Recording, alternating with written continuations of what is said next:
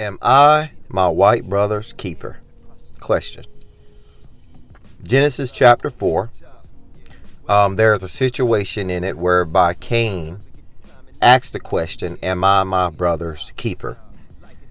What Cain was really saying is my brother my problem? So I want to speak to that. And I want to speak to that in this way. Yesterday I was working out at the gym, as I usually do. And just a little side note, God is everywhere all the time. And God can be found in every situation if you look for God. And so I keep my God antennas open, not on purpose, but I try to stay in tune with God so that I can learn from every situation, and grow and get and be better and be a better person, better individual. And so yesterday it was no different. I was at the gym and I noticed that this white guy had been, constantly staring at me, just looking, and it wasn't a very pleasant look. I know what a pleasant look is, and I know what a cordial look is, and I know what an envious look is, and I know what a hateful look is, jealous look.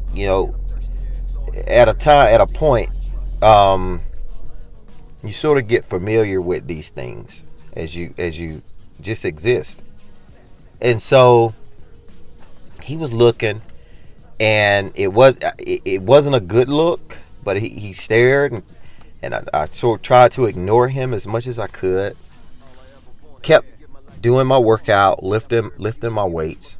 As I'm walking back to the bench press, he begins to take some of my weights off the bar. And I'm like, I noticed this guy, and I noticed him sitting, I noticed him watching. And I mean, it was pretty bad. I mean, he was having a hard time even working out because he was so focused on me. Like, oh, so I immediately said, I'm using that.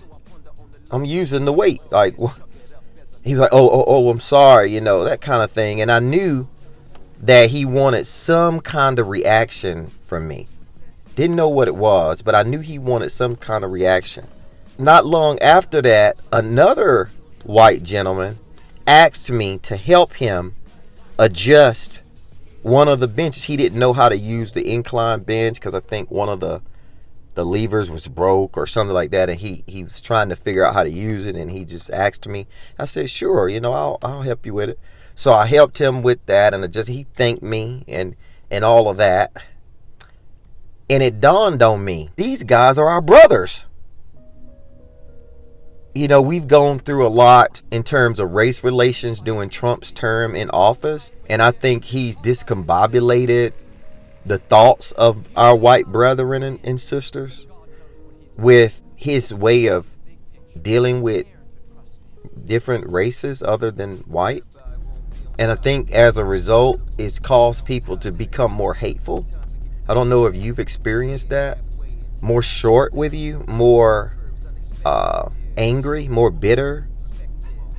And I think some of our white brethren and sisters don't know how to respond. And so it's up to us to fill in the gap. They may not understand or realize it, but we are their brothers, and they are our brothers and our sisters. We have to exist here together. So what it showed me was, it's okay to be upset, but I thank God that there was another white man who could proactively balance out the negative of the other white man.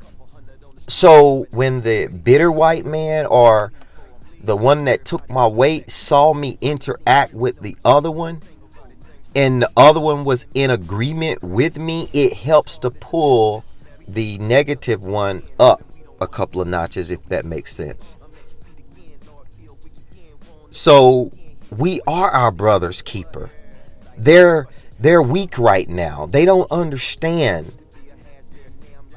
And to their credit, just like the African American people, they have a history too.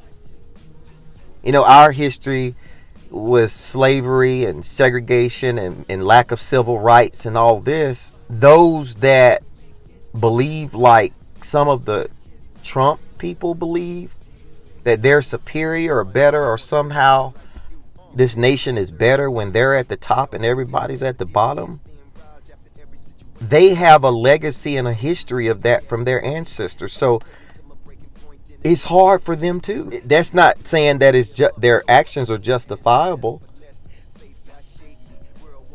but we have to dig with the help of God deep down on the inside of us to love them through it.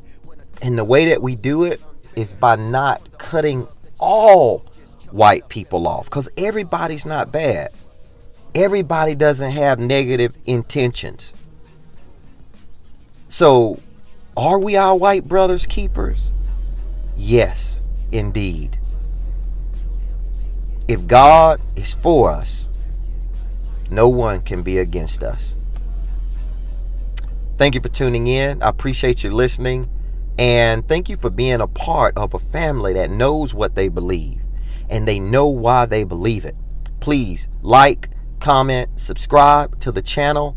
I appreciate the support, but we need more support. We need more subscribers. We need more people who believe in the unity of God. Okay, so we want to come together on one accord in unity and in love. Thank you so much. And remember, it's okay to think. Till we meet again. Dare to trust him. Everybody won't be on top. Yeah. Whether the